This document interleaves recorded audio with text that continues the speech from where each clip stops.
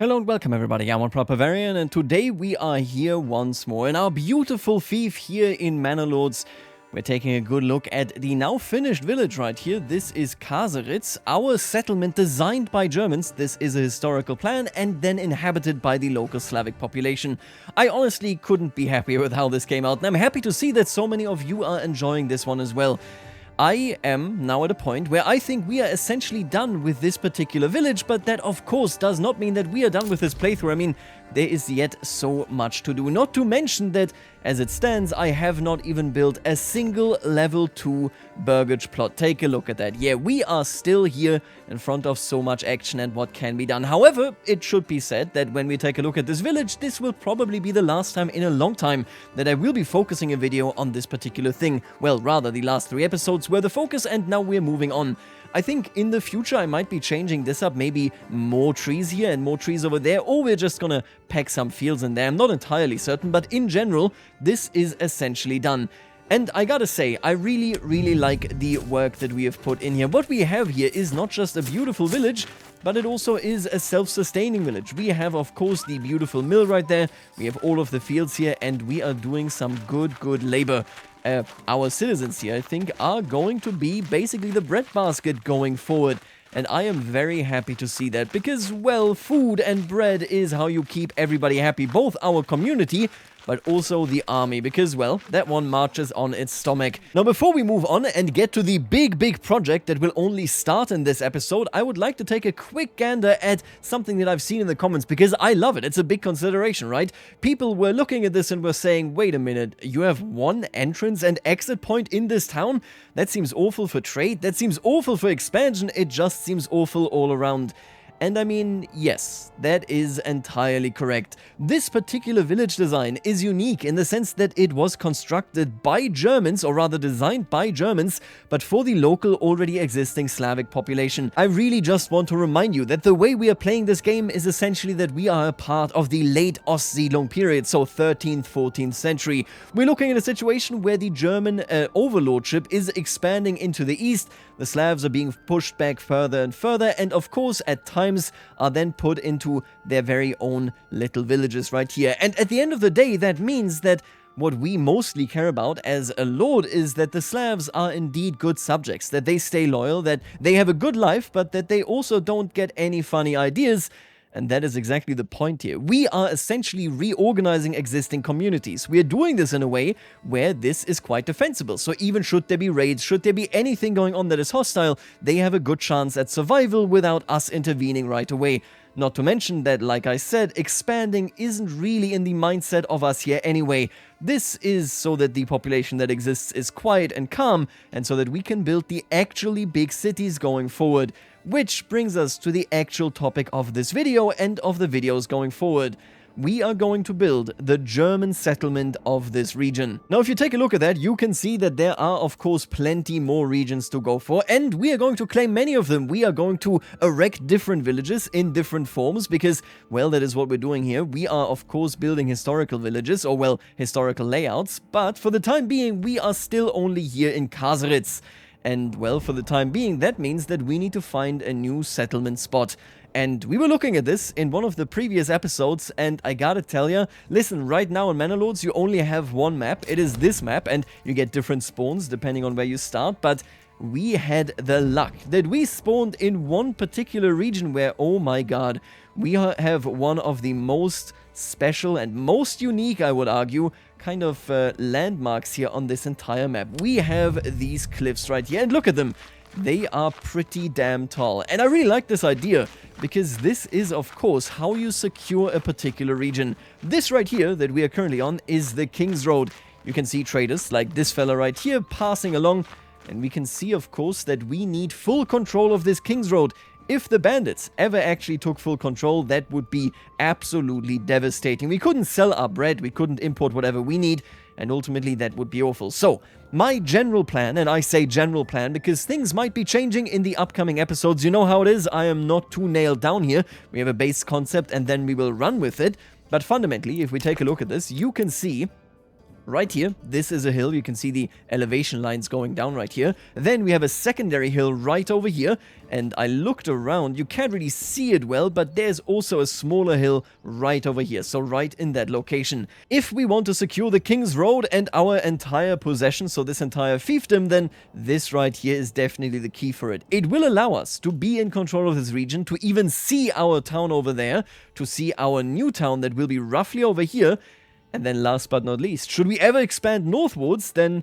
oh, well, it's actually technically east, I think. Then we can even oversee this entire plane. What I'm going to do, and then I'm going to explain what we're doing here, is I am going to put down some basic roads. Like I said, work in progress, they might change, but just some basic layouts so that you can see what is going on. Alright, and now together, let's take a look. So this is where the manor will stand. I will have, of course, a fence. It's not really a wall, it is rather just a fence. I will have defense towers and so on, and we're going to have the access towards the manor roughly right here. You can see 2 paths go into it. This will then, of course, also serve that we can protect the path, that we have a good overview over there, and that, when in doubt, the German population that will be more at risk of our enemies, since they are closer to the border here, can flee into the manor. That is ultimately the point. From this spot, we then also have 2 paths that go off. This one right here is what I would call a bit of a sneaky path. It mostly goes down into the King's Road directly, so that we can protect it, so that we can have a quick response force, should we ever be challenged. Our retinue can move out and indeed move down here right away. Now, I will of course also say, with this location right here, if we have a contingent of archers in our location and we're fighting down here, oh my god, it would be such a cinematic fight.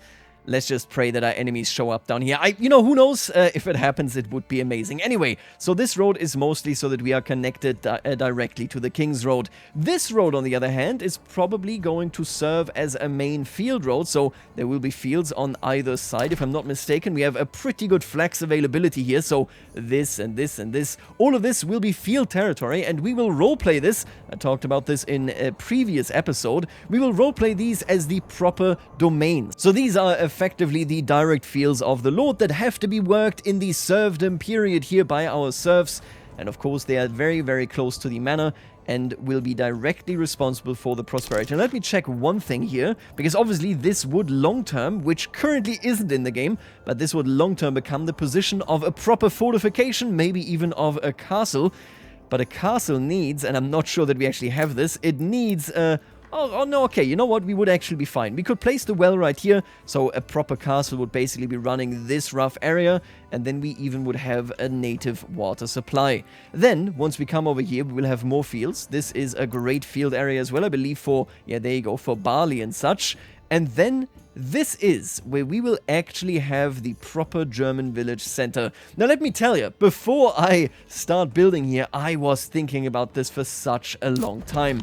You can see the actual plan right here. This will be the central city plaza, well, the village plaza. This is where, of course, the windmill and such goes. Then we're going to build another tree barricade right here so that these 2 villages are at least a bit separated on a visual level.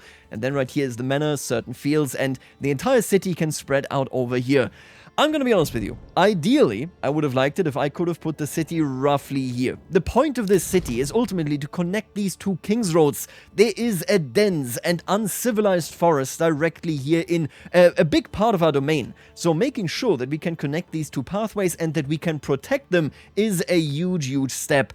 But with how this fiefdom goes, we basically have no space into, you know, expanding into this direction. So instead, I moved the city a bit further into the forest so that we can expand into this direction and still have a pretty good expansion radius here as well. Different from, of course, the Rundling, as mentioned earlier, is that, well, the Rundling isn't intended to expand further and further, whereas this village will probably be front and center of our existence here in this region. And that is the long and short of it. We're going to build this village. As we build it, of course, we're going to talk about the village shape a bit more. We're going to talk about the logistics, the way it was conceived, and so on. But for starters, let's put down some buildings. And I think I would like to start with the manor. Now, I'm going to place the manor, is this relatively flat? Yeah, it's pretty flat. I'm going to place the manor roughly like this. The manor I was thinking about for quite some time.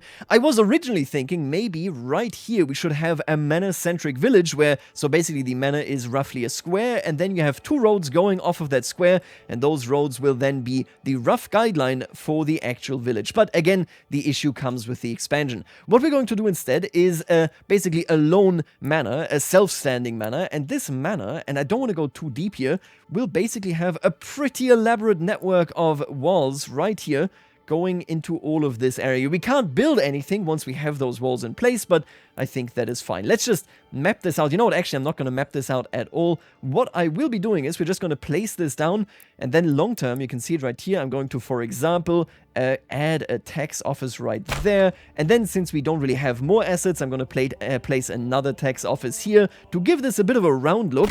But like I said, this is something that we're not doing just yet. Instead, I'm just going to build this building right there, and that is everything. This manor will be a quintessential element to our rulership structure. Now, of course, as soon as we build it, we also will actually be getting a retinue. That retinue should be useful for us, but fundamentally, this manor is the front and center of our governorship of this region.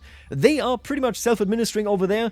They will be pretty much self-administering as well, but this manor is indeed where the nobility will live, and my god, what a beautiful sight it will be. Now, over here, on the other hand, we have, of course, what will be the village. Currently, it's, well, yeah, there's nothing there except a ton of trees. Ooh, and look at that, by the way. Let me just check this. Where is this bandit camp? Because if it is nearby, it is not nearby, but I think we're gonna march over there as soon as I have our retinue so that we can take it down. I need the money. There's so much that I need to do with money. And one of those things is actually, well, making sure that we, you know, for example, have enough animals, enough oxen, and so on. So we're gonna plunder them for sure. Anyway, back to the village right here. This village is going to be a bit of a different shape. I mean, that much should be clear. We're coming down from the hills over there, as discussed. The manor's in roughly that direction. Then we will have a beautiful mill in there. And then here we will have the village. And this is very, very important to point out. This village is a very different shape from the Windmill, although superficially it might seem similar. There is a very central plaza. This plaza is Allmende. Allmende is a German word for land that is basically open to everybody. So people will be using it for whatever they have to do. We will be using it for festivities, for important courts, you know, when you hold, for example, a criminal procedure, and so on and so forth. However, this village is fundamentally built after a planned German style. I mean, the other one as well, but this one is being built with the intention of being expandable. You can see right here, there are two entrances into this village. First of all, down here, and then second of all, up there. We are directly connecting to two important trade routes, to the King's Road down here and the King's Road up there. And we have plenty of wood around us that we can use to expand this village into this direction, that direction, and of course, any other direction as well. This Angerdorf, that is what it is called. This central plaza is called the Anger, basically. This Angerdorf was more typically built around, for example, a river, or let's say a lake. But, well, in Manor Lords currently there aren't many rivers on the map. I'm pretty sure that this one right here, yeah, that's the one, right? This river right here is like the only river we have on the entire map. And very, very sadly, actually, I really hate it. This river is actually a blockade. It's basically the natural barricade for these particular fiefdoms, which means you cannot build a coherent city around it, which, well, really sucks. Ideally, in this particular playthrough, we are actually going to do it once I conquer this territory. I would love to build a city right here, and we're probably going to do that. But yeah, just so you know, normally there is a river or a lake in this Anger. That's what makes it so important. If you have a very central place, and that central place has a lake, that means, well, fire is a lot less of a danger for your population. We don't have this, we just have the shape, and this shape is very flexible. Now, what we're going to do is, first of all, we are going to be placing down the church. And this church is going to roughly, I say roughly, with a very specific purpose here, point towards the east. That is roughly over there. I built it, you know, in this shape so that the church can indeed fit in there. You can see I made it so that this Allmende is roughly as wide as the church. I don't want anything that is too wide, but this fits in quite nicely. And now I'm thinking, right? The church basically, so I would like, I think the market and the tavern to be roughly here. People will enter from this side.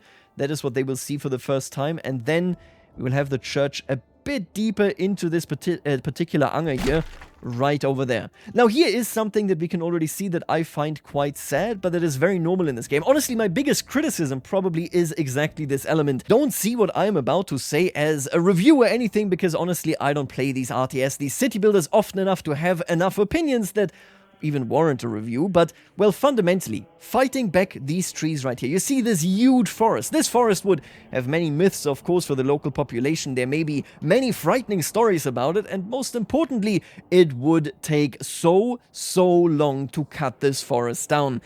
In this game, that's not really how it goes, right? You can place, for example, this building right here, and if we do that, all of the forest here that is in the way will just disappear. It really sucks. We're going to roleplay this at least a little bit. I'm not going to push down too far, but just so you know, you can see right here, this church just made these trees disappear. I wish that were not the case, but that's completely fine. Just that you are aware, we're going to go a bit into the forest, but I will respect the forest. Right, and we are also already going to place down our first building here. I'm going to make it a bit bigger. We're going to talk about why we're making it a bit bigger in just a bit, but look at that. We are also growing our very first own crops. It looks so nice. And I think we're going to be harvesting so much. I might want to put more staff into the windmill here. A big goal of mine is essentially to get the money from the bandit camp and then hire some more oxen. Because we will be pulling around a ton of lumber. Speaking of lumber, by the way, I would like to shorten the paths actually. I think I'm going to go ahead, put a logging camp a bit deeper down here. There is that hill there. You know what? Let's put it like right here. We're going to connect that via a road like this. This will also be a nice divider for our particular village right here. And then if we put another... Where is it? It should be, I think, right here. There you go. If you put another hitching post here, when we actually buy an oxen, we can essentially use this oxen to pull the timber to indeed, you know, construct these first buildings. Anyway, as we're building this, of course, we are also looking at this beautiful first upcoming harvest. God, that is so nice to see. Oh, and I almost forgot. There is actually an urgent need that we have right here. I asked you, what should we do here? I'm gonna get rid of this pasture that is currently empty anyway for just 1 second. Because I want to have 3 buildings right here.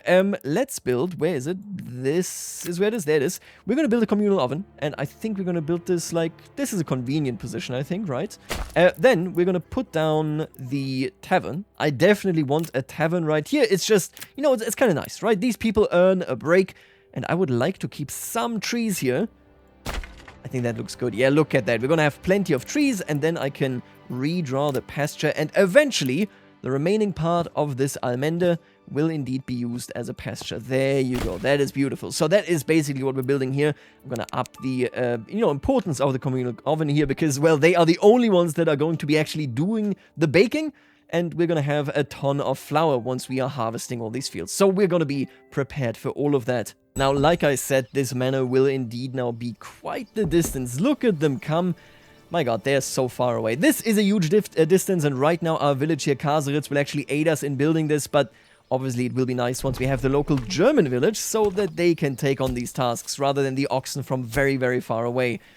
Yeah, definitely. Having more oxen would be great, because then, you know, we don't need to worry about them being too busy over here. What are you doing? Oh, no. Are they actually... Don't tell me. Are they going for this bandit camp? Oh, I hate that. I wanted that bandit camp.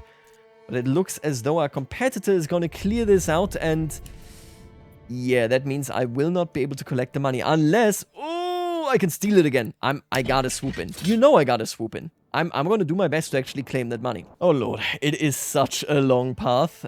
Good luck, but we need the money. I gotta yoink that money. Every time the AI clears out one of the bandit camps and does not yet take actually the camp itself down, you gotta grab that money. Unless you're, you know, doing some massive trading, that kind of stuff. But we're being very passive about that for good reason. We're gonna get to that in due time. Yeah, we are in need for this money. So I'm gonna be a bit cheesy here. I am not above that. And look at that. We are getting there. I think we're gonna be able to claim it, yeah. And yoink.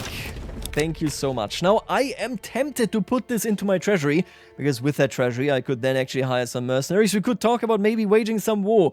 But you know what, for the time being, it's not that much money anyway. That's sad. I was hoping for like maybe 300-400, but you know, 186. It's better than nothing. We're gonna go ahead indeed and, you know, build up some stuff. Yeah, I also still actually have a bunch of these backyards that I can upgrade. Obviously not immediately relevant, but long-term it will be. Oh, and there you go. Policies unlocked in Kaseritz. They have finished the manor. And currently it is a small building. It is a very, you know, just basically a very modest building. Nothing wrong with that, of course. You're gonna upgrade it with the castle planner as you go. I just want to tell you right now there's not that much to do. The biggest thing here is the garrison tower, and I'm very excited to see this beautiful thing right up here. But in general, sadly, currently we cannot transform, even if we wanted to, this into a proper fortification, you know, into first a wooden fort, then a castle, and so on. That is just not possible right now. For the time being, all that matters is that we actually have this manor, because this manor, first of all, gave me more influence, which means very, very soon I will be able to buy a new claim, which, like I said, we're going to claim this region right over here. Now, secondarily, this also gave us access to a retinue. This is the personal retinue of our lord, and it will be the greatest thing for us ever. Because, well, these troops will be elite. They will be fighting, and they will be the best of the best. Different from our militia. Nothing to sneeze at, of course, as well, but yeah, this is quite nice. It will also allow us to do a lot more with our town.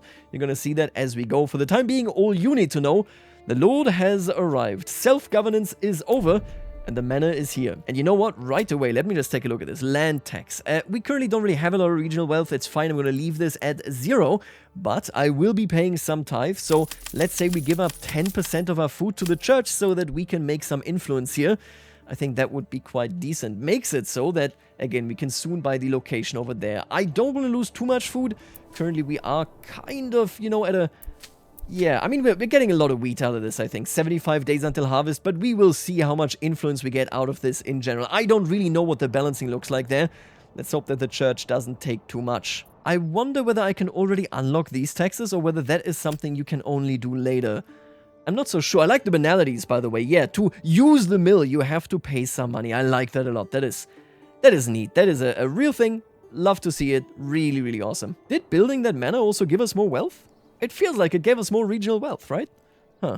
Well, anyway, we are building the hitching post, if I can find the location. There it is. We're building this. There it goes. There's our wood. And once we actually build it, of course, we can have local oxen right here, which should then speed up a lot over here. And in the meantime, our men are finally returning home.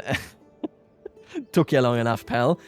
Let's order an oxen. Right, let's order an oxen and then we upgrade this to a small stable so that we can have 2 of them. Alright, and there you go, the very first house has been built. And I would like to take a moment to talk about why it is so big. You know what, I'm gonna go ahead first of all and place down some more plots and we're gonna make them considerably smaller.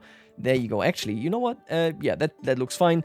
It's very much smaller and we can keep that size going right here. That is pretty much perfect for me. There will be 2 families. I will never make this one have 2 families. 1 family here is fine. And the reason for that is actually pretty straightforward once you consider what is going on. This right here is a new village. And different from the Slavic village, this is a village that needs German settlers. The Windmill, and like I mentioned, is a settlement that is already constructed for the existing population, so for the Slavic population in that region. This settlement is different. This one is being made for the people that want to live here, that are Germans, that are Dutch, that come from anywhere in mostly the Holy Roman Empire and want to find out whether they can have a better life somewhere else. And this settlement, because of that, is vastly different. For the Rundling, we didn't have to attract anybody. They just lived there already, at least canonically speaking. The Ostsiedlung in Germany, however, saw a ton of people moving west to east. And, well, how was that facilitated? The answer is that it wasn't really run directly by the Lord, so the Lord that lives over there in the manor, but rather by the person that lives in this big house right there. Frankly, in the house that currently is bigger than the manor itself. This is the house of, in Deutsch, the locator. The locator, I'm just going to use the English pronunciation here, but the locator is effectively responsible to build this village up, to make sure that A, settlers come in, that B, the settlers survive, that C, there will be enough seeds, there will be enough food before these seeds turn into flour and so on, and that then, after the settlement has been built, get some additional privileges. This is something that we never think about. How the hell did they facilitate this? Did they just go, hey, serf, I am forcing you to move? No. Obviously, they didn't do that. In medieval Europe, serfs still had plenty of rights. And, well, being moved hundreds and hundreds of kilometers away wasn't one of them. Instead, you gave them incentives. You said you can get a plot of land. You can live there. You maybe have lower tax burdens and so on. And so they would move. The people doing the advertising would be the locators living in this one right here, for example. Now, this is a super fascinating topic because not all locators lived also where they worked, so lived where they, founded the settlement. Some locators would basically found the settlement, and then, after they have a privileged position in their settlement, they have a contract with the Manor Lord that says, I get to not pay taxes. I get to, for example, build a mill, that kind of stuff. And if you didn't want to live there, you could sell those privileges. So they would oftentimes sell it and then go elsewhere and found another settlement. Believe it or not, in the German Ostsiedlung period, you could be a career city founder.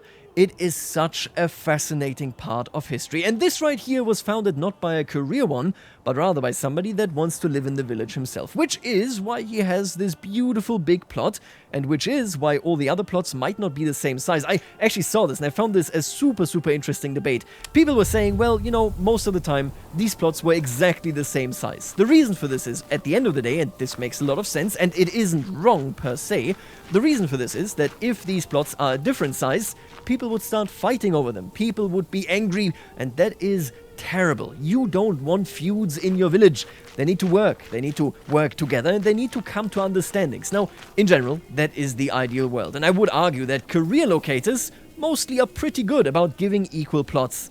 But you could also, well, not do that. This would happen if maybe you weren't the best, if you weren't a professional locator, and so on. You have to imagine, and we don't have this entirely here in Manor Lords, but you have to imagine that you would found these cities very close to, for example, a forest, because that forest can then immediately supply all the building materials that you need. And to clarify where a plot ends and begins, you would, for example, cut a little sign into a tree saying, this is where your plot starts, over there is where it ends. Now, if those trees are just in relatively random positions, what value does that actually have? Obviously, the plots of your neighbor and yours won't be the same size. So basically, yes, plots are meant to be the same size. But if you have certain privileges, like the locator, for example, or if to win over serfs you promise them a slightly bigger plot than other serfs, or if you are just bad at measuring and you're not a professional, then, well, that might not apply. Our plots here are still going to have slightly different sizes every now and again. Yes, that would indeed create some anger in the community, but at the end of the day, what is a town if not an amalgamation of angry people? So yeah, that's the history there, and I really love that element. By the way, our very first ox should arrive very soon, and then we can hire another one right here. We're going to be using that one, of course, to actually, move all that stuff here into the logging camp. We are currently working on basically getting the timber supply locally so that we can then move it here, build up this town quickly, and upgraded it, oh Jesus Christ, the lightning there, upgraded into a proper town indeed. Anyway, I really love these stories of the locators because there's so much going on there, and it made me wonder, by the way, and I don't actually have the answers. Did we have these kind of settlement contractors for like the Wild West as well? So let's say I live in New York. Is there a guy that might go, hey, I can promise you 100 acres if you come found this town with me? I'm being paid to found this town, and I will get certain tax privileges that you won't get, but hey, just come with me. Did those people exist? Was that a thing in the US as well? I'm not too sure, but I find it a very interesting topic. And by the way, I would love it. Oh my god, I actually think I love... Oh god, it fits in. There you go. Oh my god. We're gonna put this tavern right here at the entrance of the village. That is, yep, that is where it belongs. Beautiful. That is cute as hell. You know what? We're gonna put down our very first decoration here as well. We sadly only have this decoration, but you know what? I'm gonna put it down here. Let's put it something like this. There you go. Have a blessed day, everybody. I'm gonna put these down, though. We don't need them constructed very fast, so let's not worry about it. I am, by the way, going to put the mill... Oh man, this is tough. This is a nice hill. I'm just not sure where exactly to put it. If we put it right here, I might have to redraw this particular road. Although we could just use it as like a field engulfment. You know what? I'm going to put you right here. And then I'm going to obviously put down how fast we want to build you. This is just an early placement right here. Don't worry about it too much just yet.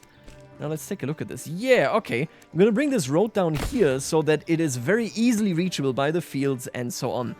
And look at them getting to work, by the way. Did we build the logging camp yet? Yeah. Oh, no, we didn't. Somebody needs to finish that so that we can have our own timber supply. Look at them getting to work. You love to see it. Now, let me just double check this, right? If we're going to turn this area here into fields, roughly this area anyway, We might want to have 2 granaries, like one right here and then one where the manor is. Again, it's not going to be a real fortification because that's not in the game, but having something nearby that would serve as basically this fortification's, storage of food, I think is a good idea. That's just kind of good practice, right? So I'm going to put this roughly next to these trees, as the field isn't going to run all the way up here anyway. Let me put you over there. And then a granary down here for, the town's fields, I think would be a great idea. Boom, there you go. Yeah, that looks good to me. Now, when it comes to a storehouse, what do we do with you? I think actually here. Yeah, a storehouse right there. That's not a bad idea at all. It's very close to the small stable. Makes sense to me. Let's get another ox, by the way. We currently have 5. Alright, and now as for the market of this town, I mean, that's a good question. How close do we actually want it? First of all, did I build a well here yet? I don't think I did. We're going to put the well... Oh, I actually like this idea. We put the well right here, right? And then we put the market roughly around this well, right? What about this? Oh, look at that. Yes, okay. Here we go. That seems good to me. That is a big, big market. Yes, very nice. So that clears all the trees immediately. Again, like I said, I wish it didn't do that, but it is what it is. Ooh, and wait a minute. Exposed stocks are getting soaked. It's raining. Obviously, that's not good. Oh, it is harvest season. Take a look at that. That is beautiful. 97 wheat so far. Did we not get any of the barley? Was there no barley being made? I guess not. Okay, it's all wheat. And we are harvesting it. Now, it is taking some sweet time, but we have plenty people working there, so that should be okay. I hope that this mill gets to work in due time, and then I just gotta make somebody actually work the communal oven, and boom, all of a sudden we have a bread production. That is absolutely gorgeous. And not just that, the local tavern here has actually finished. Look at that. So this is now the complete Rundling. If you live here, you can come here and indeed celebrate every night together with your family, with your friends, with your fellow villagers. Then maybe once we have some sheep, we can put those sheep on this pasture. They are safe, they're secure. We got a little bit of trees right here. I am so happy about this Rundling. I wish they would get rid of the... Look at that, my god, they're just accepting all of these tree branches into their faces. But anyway, yeah, this is everything that I was hoping for. I really like the perspective as well, that the communal oven is so important since this is a bread-producing village, that it's right here at the village entrance. Big fan for sure. Alright, and now going over this, right? This is going to become more urbanized as we go. I think the dyer's workshop belongs elsewhere. The weaver's workshop might be worth it, although...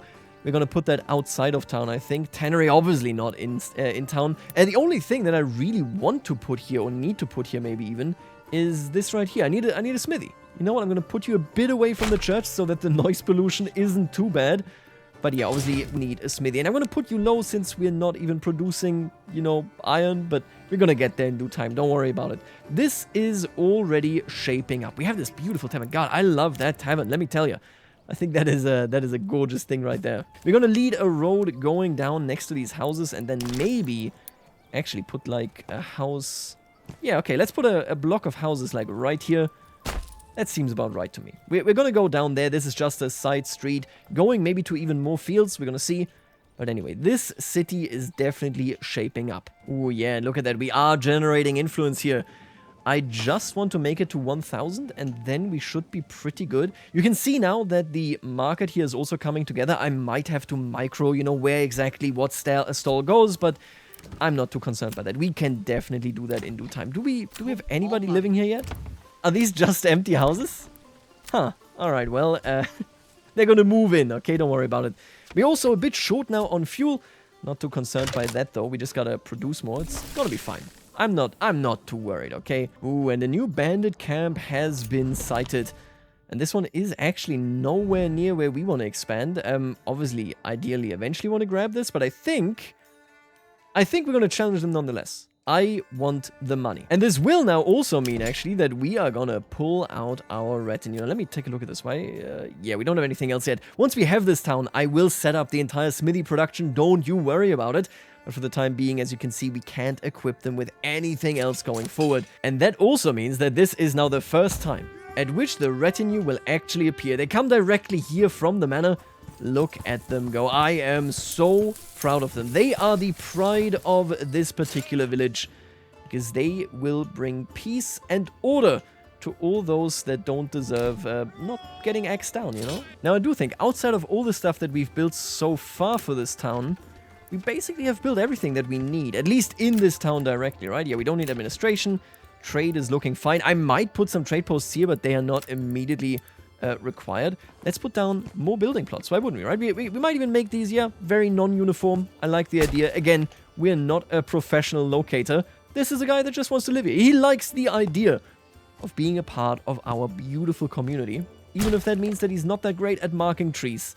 What can you do? He's the only guy we got for the job, okay? Oh, and I may have gotten slightly surprise attacked. I just sent my troops here, wanted them to recover some fatigue, but it looks like the bandits were indeed faster. Don't worry about it, okay? We're gonna take them out. We are more. We are clearly also better.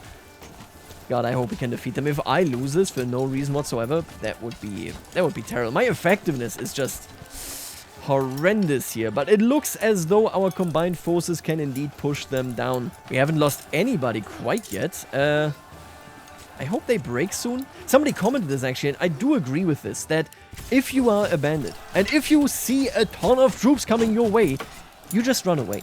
In this game, obviously, they're like, no, we gotta give you a challenge as a player, but it's like, they would just leave, okay? It is what it is, okay? They just leave, it's fine. There you go. They have run away. My point being that, like, yeah, they probably shouldn't fight to the death if they know they're gonna lose. I'm actually gonna send these back. We lost 2 men, one of our retinue, one of the militia. Let's send the militia back first, and then the retinue. Retinue doesn't really do any work anyway. You just gotta collect the bandit camp stuff, and we will be fine. And now this might actually be the first time that I put this into my treasury. 144 bucks. I'll take it. That means we can probably hire some mercenaries if the time should come. And by the way, this also now does mean I can claim Immenreuth. And I will be claiming Immenreuth. Absolutely. I hope our enemy won't come in to oppose us here, but we should be good. I think he's going to be claiming this, and we'll be fine.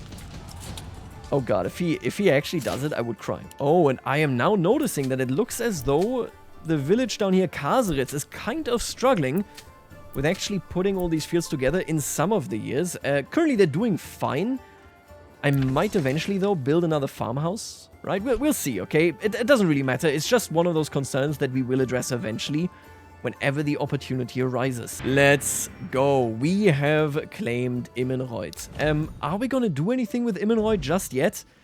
Honestly, I don't think so. At least not for the time being. So this AI currently is programmed not to attack us until they claim all of these. So all of their, neutral regions. If we claim this one and they claim all those, then they will also attack us. You know how it works. For the time being, we're safe. And I'm mostly claiming it because I think it's just such a cute area. I know exactly what settlement types we're going to have in this one. This is just gorgeous. But anyway, yeah. The point being, we're going to utilize this as soon as we have basically finished this village, I think. I will now also actually upgrade this burgage plot to be level 2. The reason for this is that I want the first one. Actually, I'm gonna upgrade 2 of them. I want these first 2 so that we can unlock another settlement perk point. We already unlocked, if you've already forgotten, this heavy plow thing, which is super beneficial for our farmhouses, and we have such a great farming area. Really good stuff. Beyond that, I might want to move towards charcoal kiln. I mean, there's so much that I want. I really want the sheep breeding. I really want the irrigation. I don't like orchardry all that much because I thought you would build an orchard field, but that's not true. It's actually just a housing upgrade. Not sure whether I love that. Rye, obviously great, but we don't really need it as it stands. I want this bakery. We definitely want fertilization and sheep breeding. And then down here, we want charcoal burning, deep mining, and all the other stuff as well. There's a lot that I want here, but first of all, we gotta get a point. And would you look at that? They actually tore down the entire thing, only to rebuild it from the ground up. I wonder whether they're going to be doing this with this one as well. I think so, because I'm pretty sure they've already taken down the door. Oh, look at that. That is interesting. This obviously is now a much more interesting building style as well. Something that we have not seen at all in this campaign. And that we will only keep pushing going forward since, well, yeah, we are building now the town rather than the village. Yeah, and look at them deconstructing it. We are getting a much taller and much more sophisticated building style here now for sure. You can see it already in the roof. If you take a look at these, of course, very, very obvious difference right there, but also in the height, and I would argue at the end of the day, just in the size of the house. That is cute as hell. It does also mean that we leveled up, and now we have the difficult choice to make. What comes next? I like fertilization. If we make some money going forward, we could even do that relatively soon. We would just start buying sheep, right? Bakery upgrade is nice, but I don't think necessary right now. Charcoal burning honestly sounds very tempting. No, you know what? We're gonna go with the fertilization. Just to make sure that our output, which is the most important part of this entire region when it comes to fields, doesn't go, without actually doing its part. If we at any given point actually work the fields and get nothing out of them because they just kind of suck with their fertility, then that would be truly horrendous. Now, we are going to take a closer look, by the way, at this burgage plot level 2, but not right now. We're going to do that in the next episode when we actually start building up this town even more, of course. Oh, and look at that. The windmill over here has been finished. This windmill in our city, in our cannon, belongs to the actual locator. So to that guy over there, he is making bank. Like I said, that is how it worked. Now, there's also an interesting thing here that before I let you off, before we finish this video, to continue, of course, tomorrow, that I want to tell you about. Somebody in the comments said, why the hell is this mill on a tripod? And I love that question so much because, listen, if you've never thought about this, it doesn't make sense to me. Why the hell is that going on? But the reason is very, very simple. I keep saying this, and obviously, hell, listen, prosperity was something that basically was unobtainable for basically anybody in this particular time period here. However, this is what enabled people to at least have what little prosperity they had. This windmill is built on a hill.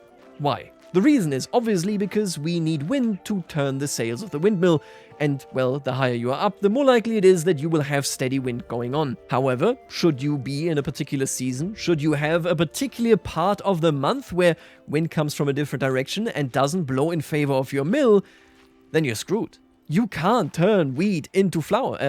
You are basically done. Your grain is in a bad spot, and, well, are you ruined now? The answer is no. The answer is that this particular type of windmill was built in the early medieval period. I think they stopped building it in like 1400, 1500, and the tripod makes it so that we can turn the entire body of the windmill to always catch wind.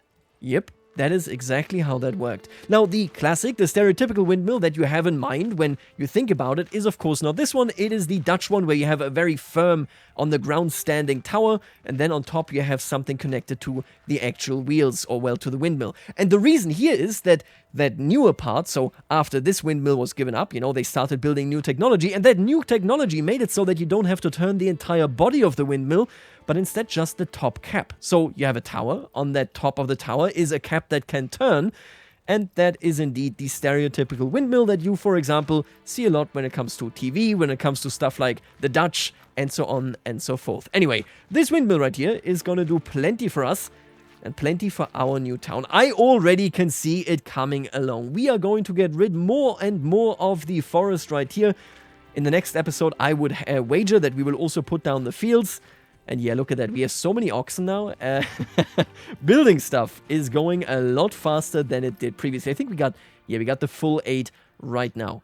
This village will grow, and it will become into a trade hub that will dominate this entire region. I am looking forward to it. But I will leave you right here, and I'll see you later, alligator.